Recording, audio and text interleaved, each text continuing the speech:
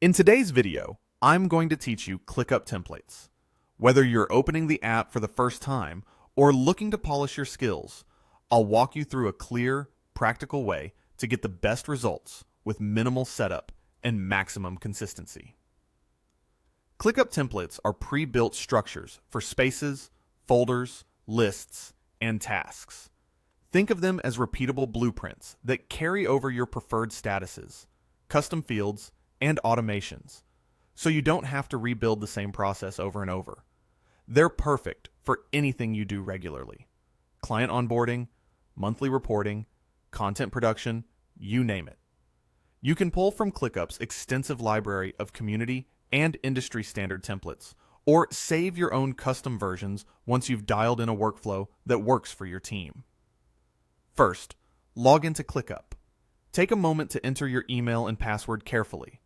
Tiny typos can cause big delays. If something doesn't load as expected, a quick refresh or verifying the correct workspace can often get you back on track. Once you're in, head to the Template Center. This is your main library for pre-made templates and any versions you've saved yourself. You can reach the Template Center from different places depending on what you want to template.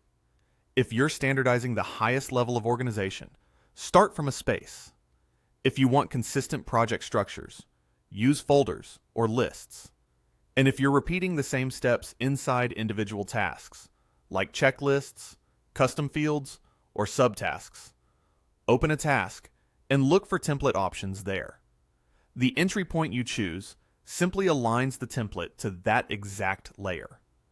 Before applying anything, take a moment to preview the template.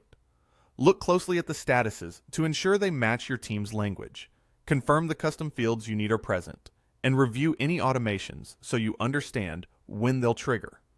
A quick check now prevents confusion later.